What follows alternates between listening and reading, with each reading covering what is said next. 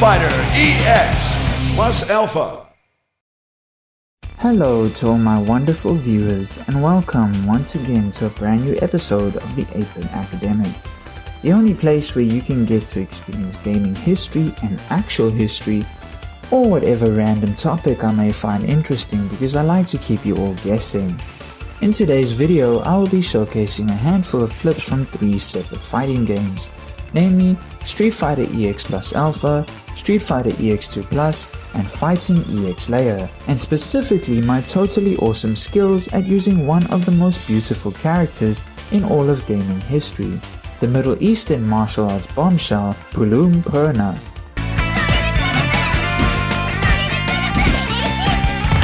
Final round. Fight. 4. Fight. Ow.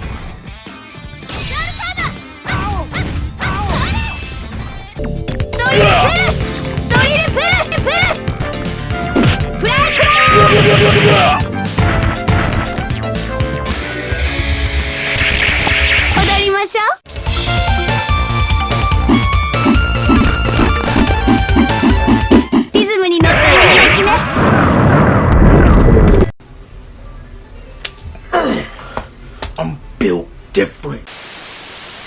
As you could probably tell, I'm actually pretty good at these games, and if I have to confess, I'm actually pretty good at most games for that matter. Especially fighting games, contrary to what I have displayed on my channel thus far. In reality, I only show all those fails in all my other videos as an attempt at slapstick humor and comedy. Yes, I know, I'm nothing but a fraud and a fake. We're simply trying to be funny to get attention online.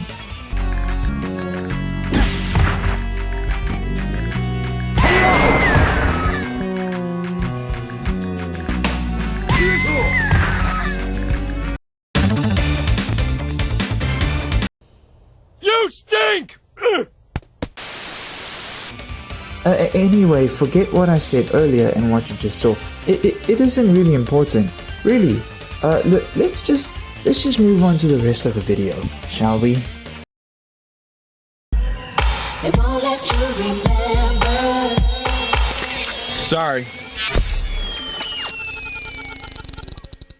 So for today's video, I decided I want to touch on yet another pretty controversial but also politically charged topic, because I'm basically trying to cash in on the online outrage and debates and extremely negative hype surrounding this topic to gain more likes, views and subscribers. Yes, I am really that shallow and selfish.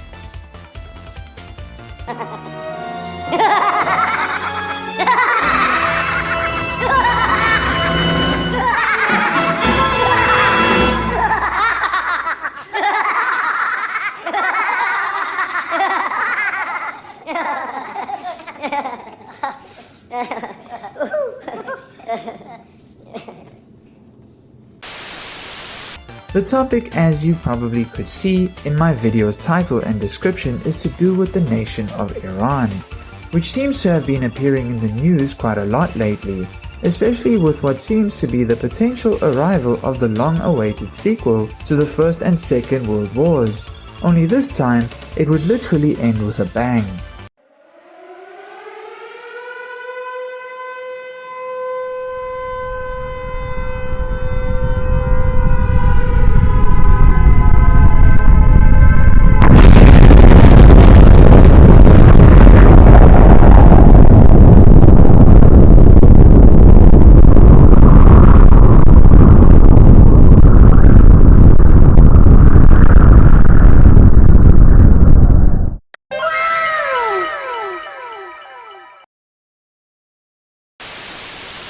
However, today I don't really want to talk so much about the current conflict involving Iran, but rather to go back in time to the mid to late 20th century and take a look at 2 major events that took place in Iran's history that may have led to the problems facing and involving the Middle Eastern nation today. As a 90s kid, I vaguely recall my younger self often having nothing to do after I had finished my homework and being forced to sit and watch that ever so propaganda-filled TV show, The News. with my parents since I wasn't allowed to play video games during the week and I had to go to bed early to be in time for school the next day. Looking back now as an unfulfilled, mostly broke, occasionally depressed adult, I really did take those simpler times for granted.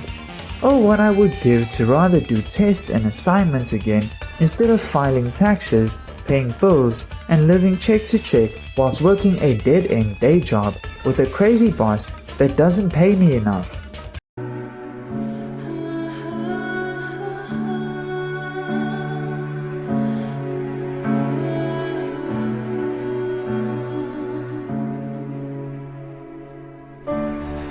Why are we still here? Just to suffer?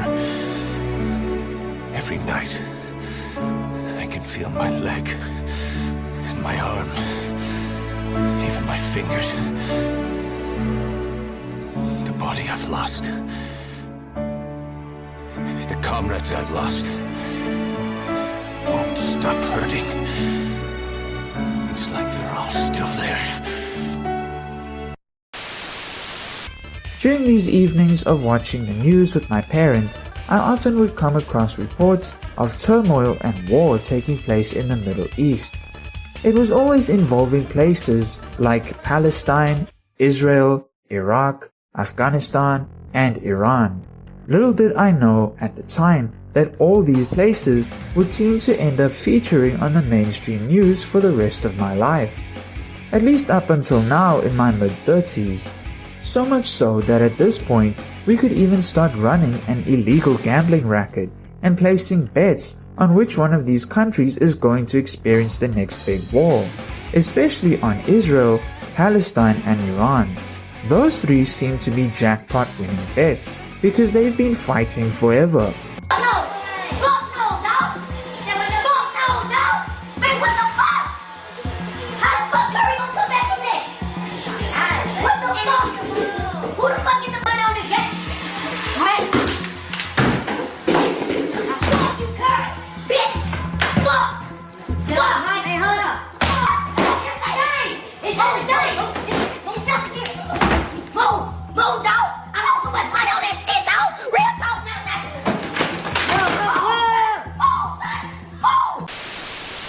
Before continuing though, I would like to throw out a brief disclaimer.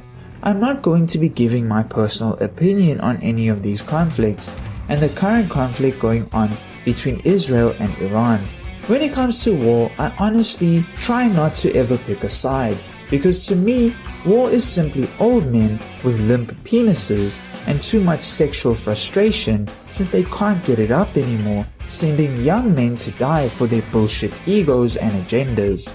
It doesn't matter who's the aggressor, because in the end, it's the civilians on either side of a conflict that get caught in the crossfire of the dick measuring contests between politicians, corporations, weapons manufacturers, and wealthy elites.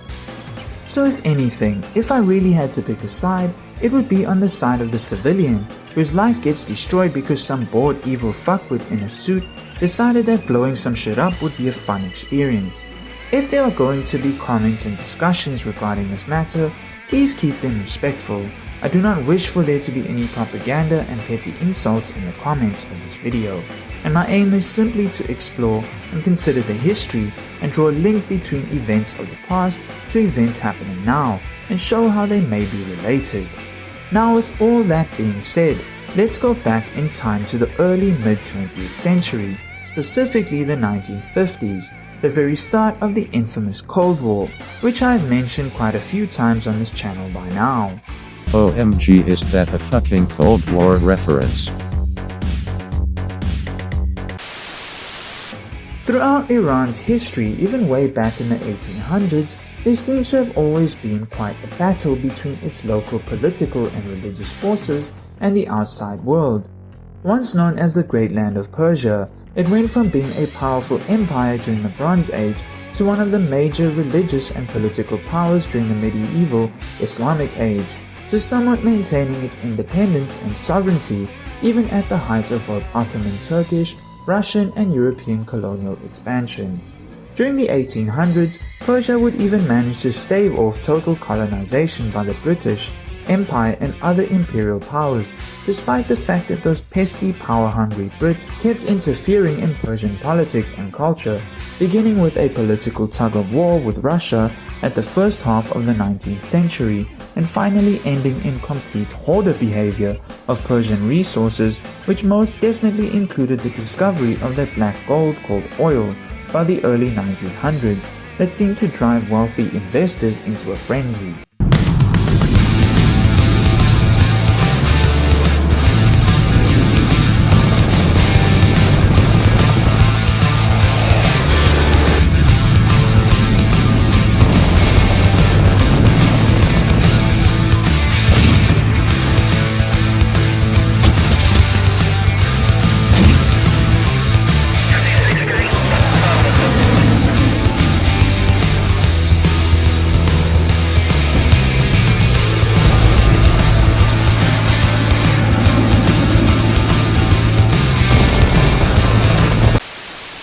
Weirdly enough though, this weird tug-of-war situation between Russia and Britain would in a strange way contribute to Persia or Iran maintaining some form of independence.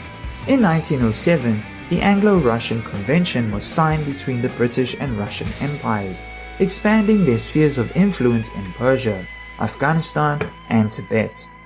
In Persia, the convention divided the nation into three distinct zones. The northern region, encompassing cities like Tabriz and Mashhad, fell under Russian influence. The southeastern region, including Sistan and Baluchistan, was designated for British influence.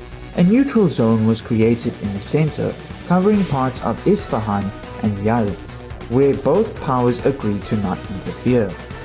Both world wars in the early 20th century further threatened Persia's sovereignty. In 1914, the Turkish-led Ottoman Empire invaded northwestern Persia, using it as a base of operations against Russia in the Caucasus region of Eastern Europe. In response, Russian forces occupied Persian Azerbaijan, clashing with Ottoman-backed Kurdish and Azerbaijani militias. Meanwhile, the British, seeking to protect Anglo-Persian oil company interests, which were established in 1909, stationed troops in the south. Persia's fragmented political landscape and weak military left it unable to resist this extremely traumatic drop-the-soap four-way prison moment. Now, I tell you what, I like you, and I want you. Now we can do this the easy way, or we can do it the hard way. The choice is yours. Well, I don't think you and I will be doing anything any kind of way. Okay, I see you choosing the hard way. Okay, cut. This isn't working. Someone get this guy out. Don't make me ruin that bike, Chris. I'm a warrior. The 1917 Russian Revolution shifted the balance, forcing Bolshevik communist forces to withdraw from Persia. Since Russia was afterwards plunged into a state of civil war, and all efforts needed to be directed towards preventing total collapse of the country. Britain sought to exploit this power vacuum through the 1919 Anglo-Persian Agreement, which aimed to establish Persia as a British protectorate.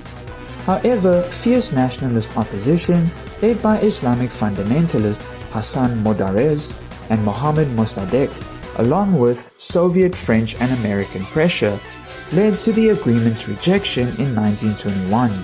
By 1935, Persia would be renamed to Iran. So as one can see, Iran or Persia has had quite the long struggle against outside political influence and attempts at absolute control by foreign powers, which is probably why to this day they tend to be a bit hostile to other countries. Who would have thought that if you keep bullying someone, they end up becoming extremely resentful eventually and taking a shotgun to school? The thing is, I killed you once already. And it's not like I am fucking crazy. It's okay. It's like water under the bridge. Did I ever tell you the definition of insanity? So, just one thing to note about Iran is that prior to the Islamic Revolution of the late 1970s, it had always been under the rule of a royal family and a king, or in native Persian, a Shah, and later on during the early 20th century would end up modernizing that style of governance by leaving majority of its political responsibilities to a prime minister, with the ruling monarch or Shah taking more of a ceremonial or symbolic role like most monarchies in the modern era. However, that didn't mean that the Shah did not have any political authority at all. A good example of this is the Iranian monarch Reza Shah Pahlavi, who just prior to World War II in the late 1930s, he managed to implement sweeping political and economic reforms that would see Iran rapidly modernize and expand its sphere of influence, at least in the Middle East, as well as strengthen its central government authority. However, his reign was short-lived, since World War II again left the formerly named nation of Persia vulnerable to foreign powers. By 1941, even though Reza Shah's efforts had strengthened central authority and helped the country to modernize as mentioned before, he refused to expel German engineers that were working in the country and possibly had ties to the Nazi Party. A small side note though, despite Hitler and the Nazis believing that the Aryans are allegedly a race of genetically pure humans from the northern parts of Europe that had blonde hair and blue eyes, in reality the name Iran actually means Aryan. Oh my god! Wow! So the real Aryans are actually Iranians or Persians and not blonde-haired, blue-eyed Europeans. But it has to be noted that this has also led to some weird neo-Nazi beliefs within the country of Iran itself that exists to this day. Anyway, to get back on topic, obviously this connection between Germany and Iran during a time of full-scale war in Europe left both Britain and the USSR, or Union of Soviet Socialist Republics, aka Soviet Russia, and its unwilling homies extremely alarmed. And due to being in this alarmed state, they decided to do something about it. Alarm! Come. Alarm! Alarm! Keen to deter any future Persian oil being directed towards Germany and to create an alternate supply route for the Eastern Front, they invaded the country on the 25th of August of 1941. Persia, militarily outmatched, surrendered within 6 days on August 31st of that same year, preventing prolonged resistance that might have led to a full-scale partition, as seen in Poland in 1939 when the Nazis invaded. Instead, the Allies forced Reza Shah to step down in favor of his son, Mohammad Reza Pahlavi, ensuring that Persia remained under indirect control rather than outright occupation. The 1942 Tripartite Treaty of Alliance formalized Iran's role in the Allied war effort while guaranteeing its territorial integrity. Despite Joseph Stalin's desire to continue occupying Persia after the war, US diplomatic pressure ensured Iran remained independent from Soviet control, as both sides wanted to avoid potential future civil war in the region. Now, with Mohammad Reza Pahlavi as the new Shah, the nation of Iran would begin to further modernize and become more secular, moving away from the strict religious edicts of Islam, at least politically and culturally, much to the dismay of Shia Muslim clergymen throughout the country, while simultaneously trying to maintain a balance and solidify its position between the competing Western and Eastern bloc powers of the Cold War. The early 1950s saw the eventual rise of the previously mentioned Iranian nationalist Mohammad Mossadegh, who since his staunch opposition alongside Hassan Modarrez against British political encroachment had been building up quite a steady career for himself within Iran's government, that by 1951 he eventually became the Prime Minister. But sadly, his stint as Iran's Prime Minister was extremely short-lived, since he would be ousted in the 1953 Iranian coup d'etat, led by the joint efforts of the Iranian army as well as the United Kingdom and the United States, or at least their scummy intelligence agencies, namely the CIA and MI6, with the aim of this coup to strengthen the absolute rule of Shah Mohammad Pahlavi and give him direct control over Iran's political, cultural and economic affairs. This all came about due to Prime Minister Mossadegh having sought to audit the documents of the Anglo-Iranian Oil Company. a British corporation which today is part of the British Petroleum Company, or BP for short, to verify that they were paying the contracted royalties to Iran for extracting their resources and to limit the company's control over Iranian oil reserves.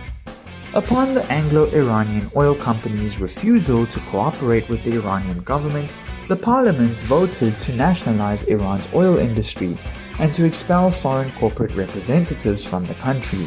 After this vote, the Brits, who were extremely upset that someone took away their toys and decided to throw a little hissy fit, ended up instigating a worldwide boycott of Iranian oil to pressure Iran economically.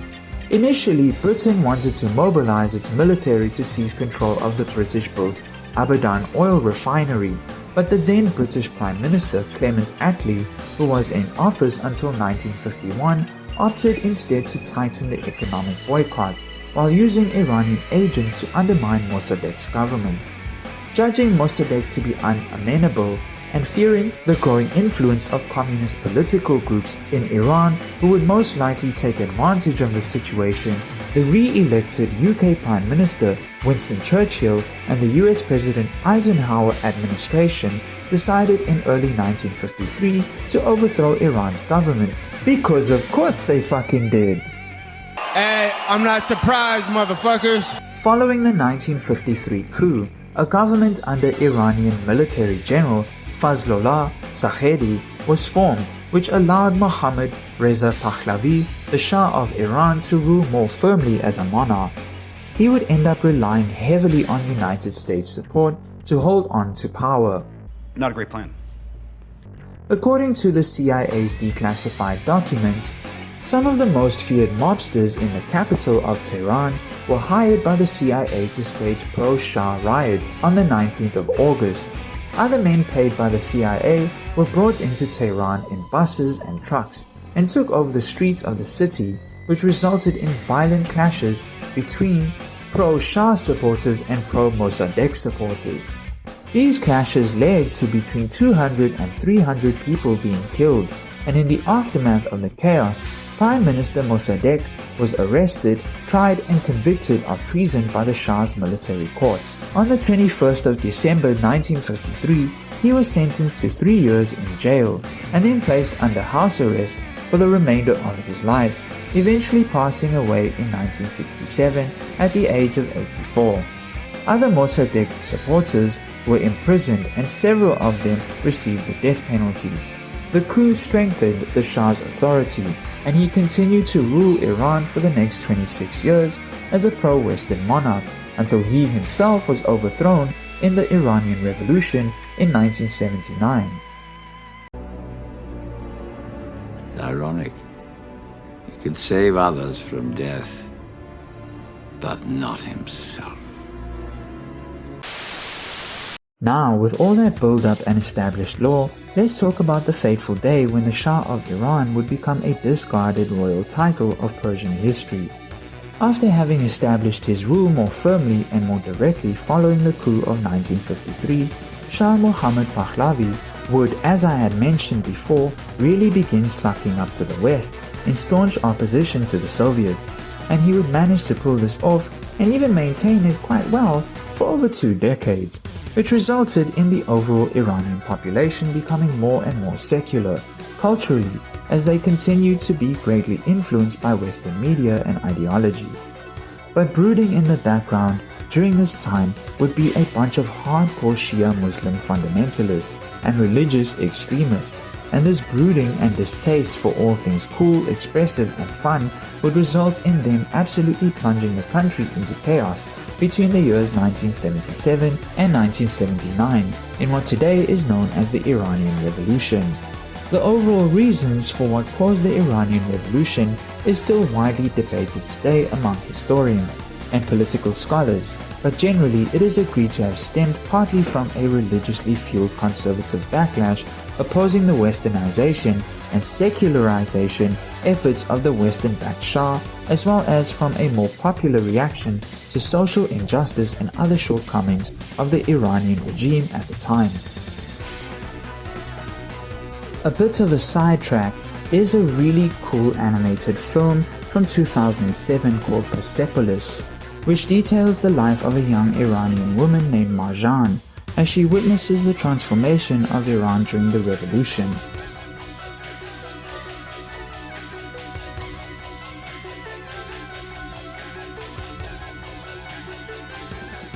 But to get back on track, it must also be noted that since the Shah loved his Western daddy-doms so much and would do literally anything for them like the good little boy he was, he would aggressively oppose anything related even remotely to the Soviet Union. After all, this was the Cold War. OMG, is that a fucking Cold War reference? This meant that if you were a communist, socialist, or even slightly left-leaning, or maybe had a secret Karl Marx t-shirt stashed away in your wardrobe, you may end up getting arrested, beaten to a pulp by local authorities, possibly tortured into confessing, and then finally executed. He also cracked down quite hard on religious extremist groups as well, which, to be fair, kinda makes a bit of sense, since extremism in any form is quite problematic. But then again, using extreme measures against extremists isn't always a good idea, since it makes them more extreme and solidifies their extreme beliefs against you. But like, what the fuck do I know? I'm not a political analyst or a cultural commentator. I'm just talking a lot of shit here in an attempt to make this video a little bit more entertaining. Shut the fuck up! Know your fucking place, trash! But sadly, as mentioned before, the more you bully someone, the more their personal resentment towards you grows, and thus the Shah would end up becoming the target for widespread verbal abuse and really strong angry feelings across the country. The problem that Shah Pahlavi didn't take into account, or clearly didn't show any respect to, is that the Muslim Shia clergy have always held quite a lot of political power and sway over Iran, even going as far back as the early 1800s. So when he decided to start going against them by introducing pro-Western policies and attempting to instill a more secular society and giving women more rights, the Muslim clergy were not very happy with him. What's wrong with you, bro? What the heck? You tripping, bro? You tripping! Allegedly, or at least according to the sources I have used in researching this video, the Shah would literally go as far as enforcing his policies through, not so friendly means. The Pahlavi dynasty was known for its autocracy, its focus on modernization and westernization, as well as its disregard for religious and democratic measures in Iran's constitution, as is evidenced by the implementation of an Iranian secret police force known as Sabah. Considered the founding father of modern Iran by contemporary historians, Army General Reza Shah Pahlavi, who was Mohammad Pahlavi's father and predecessor, replaced Islamic laws with Western ones and forbade traditional Islamic clothing, separation of the sexes, and veiling of women or hijab. Women who resisted his ban on public hijab had their chadors forcibly removed and torn. These policies and laws would also continue under Shah Mohammad Pahlavi, who would also enforce them quite harshly. But a part of me feels like even though everything I had mentioned up until now regarding anti-Shah sentiment in Iran at the time, while probably mostly based on some truth, I do get a sense of anti-secular exaggeration here, so maybe take this with a small grain of salt, since even among Iranians themselves to this day, there are conflicting accounts of what life was like under the Shah and what it is like now since the revolution and under the current religiously fundamentalist administration. Leftist and Islamic groups attacked the Shah's government for violating the Iranian constitution and political oppression by the Savak or Iranian secret police. During the time of the Shah's reign, women's rights improved significantly. The urban and secular middle class grew very quickly. Many universities and foundations of education were established, and many young people from lower and middle classes were funded so that they could go and study in the best universities in the West. Most of these new generations, trained thanks to the Shah's policies, demanded political changes quickly, something that was not supported by traditional and conservative sections of society. Now enters the final boss character with which the Shah had to contend with if he was to maintain his autocratic, secular and pro-Western rule over his beloved nation. Shia cleric Ayatollah Khomeini, the leader and face of the Iranian Revolution, first came to political prominence in 1963 when he led opposition to the Shah and his program of reforms known as the White Revolution, which aimed to break up land holdings owned by some Shia clergy in the country, allow women to vote and religious minorities to hold office, and finally grant women legal equality in marital issues.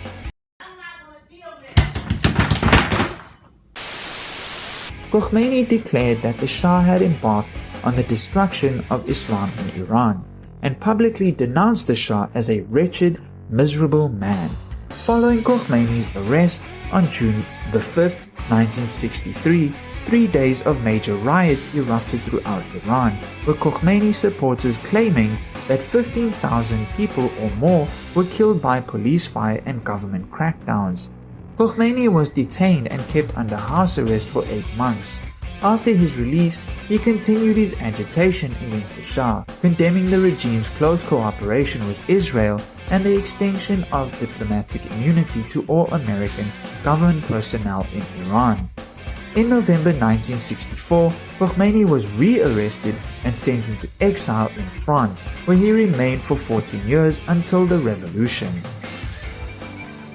A period of disaffected calm followed. Despite political repression, the budding Islamic revival began to undermine the concept that Westernization equals progress, which had served as the basis of the Shah's secular regime.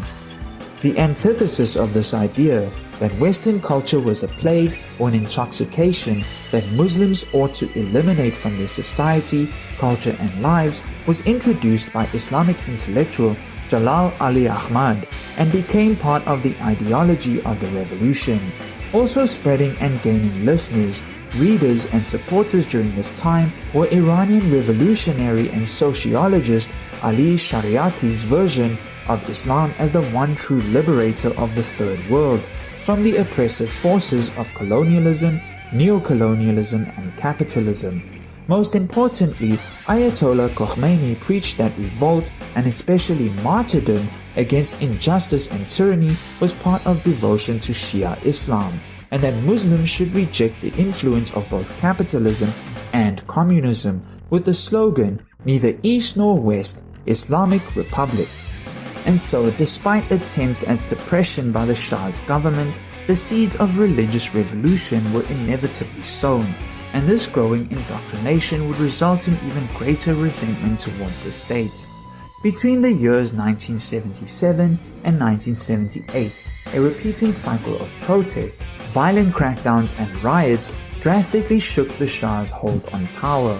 Across Iran, in cities like Qum, Tabriz, and even the nation's capital of Tehran, the opposition movements were diverse, ranging from leftists to pro-democracy centrists to Islamists like Khomeini's movement.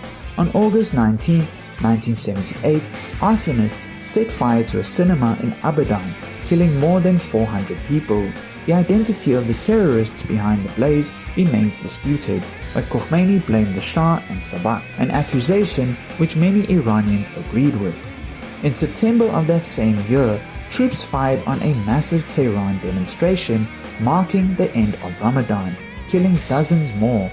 Workers staged protest strikes, which included those employed in Iran's crucial oil industry, and a nationwide general strike was declared in October of 1978. In an attempt to control the crisis, the Shah appointed a military government and appealed directly to the Iranian people, acknowledging some of his regime's missteps and offering to begin working with the opposition to restore democracy. However, by this point it was far too late.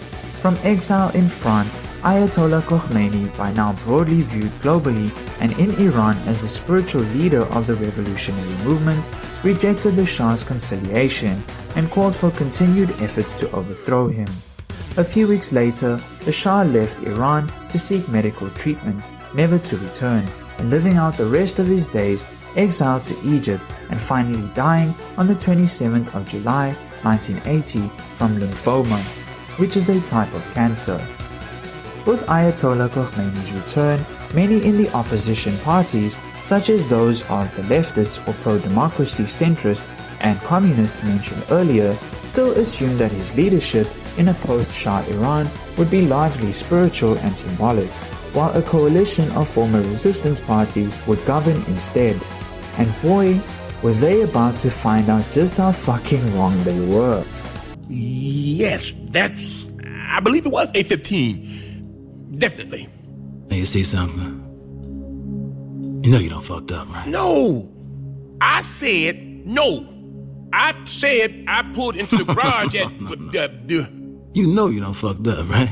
No! I said, wait a minute. Instead, Khomeini and his allies quickly pushed to create a republic that would be solely guided by Islamic teaching and controlled by those who understood the religion best, the clerics, or clergymen, or religious leaders. Over the course of 1979, Khomeini and his allies worked to sideline various elements of the resistance. Some were driven into exile, others formed temporary alliances with the rulers, but were later eliminated from Iranian politics and often violently purged. Even so, the aspects of civil society have persisted and at times pushed back against government and clerical control and repression to this day. But this sadly always results in only more brutal oppression and violent crackdowns, especially by Iran's so-called morality police. Oh, get over it. You don't care. It's the type of thing, man. You're gonna be psyched after you're done with it.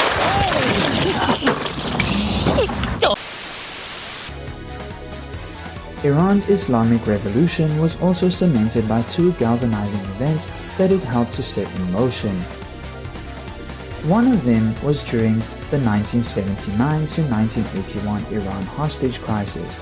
Dozens of US diplomats were held captive at the US Embassy in Tehran by hardline pro-Khomeini student protesters and religious militants.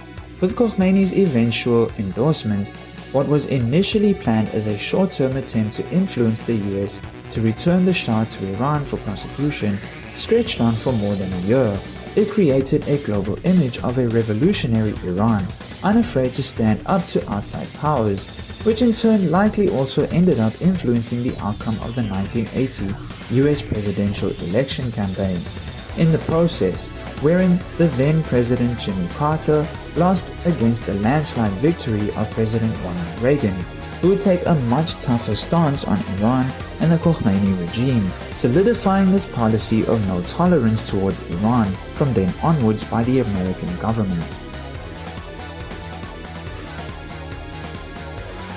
This would then be followed in September of 1980 by Saddam Hussein's order for Iraqi military forces to attack Iran along their shared border, starting a bloody 8-year war that would cost hundreds of thousands of lives, while providing Iranians an additional outside aggressor to unite against.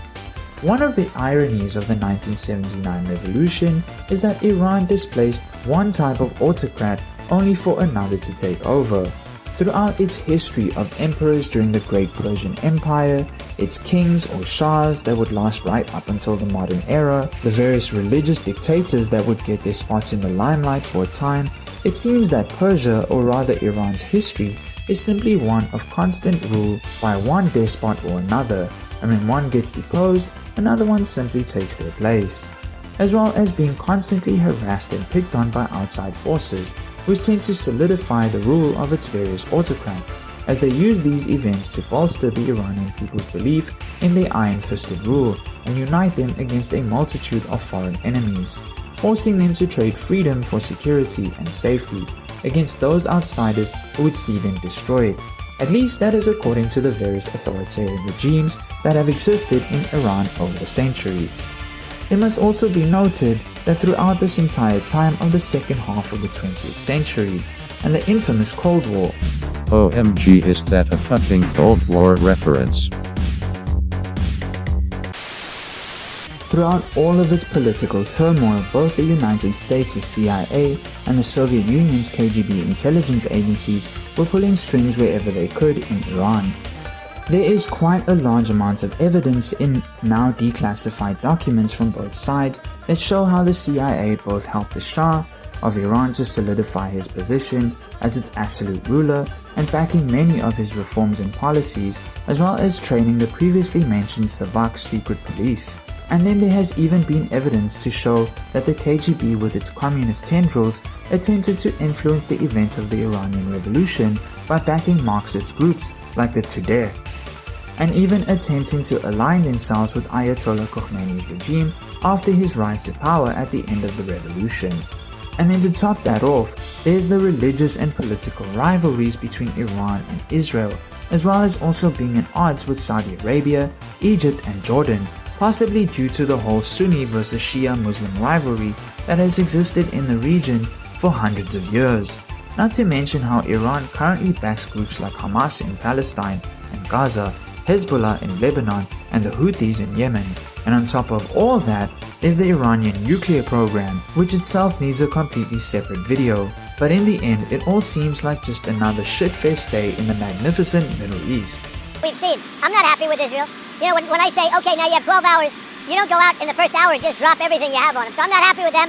I'm not happy with Iran either. But I'm really unhappy if Israel's going out this morning because of one rocket that didn't land, that was shot, perhaps by mistake, that didn't land. I'm not happy about that. You know what, we basically have two countries that have been fighting so long and so hard that they don't know what the fuck they're doing. Do you understand that? But hopefully this long-ass video has managed to shed some light on Iran's history and how things came to be as fucked as they are now, with what looks like both sides really trying to start that final entry in the World War saga, hey?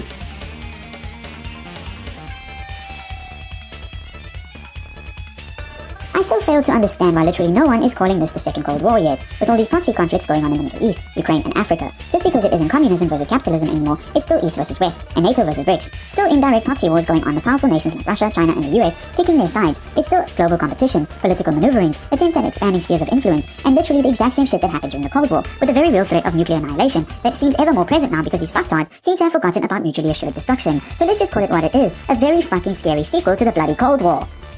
Anyway, that's enough rambling and attempting to make sense of the Middle East from me, the 8-bit academic. Don't forget to like this video, leave me a sweet comment praising my awesomeness, and if you like what I do here, maybe consider bashing that subscribe button over the head with a mouse click and fondling its bell for weekly updates and notifications. Thank you for sticking it through to the end, and I'll see you all next time.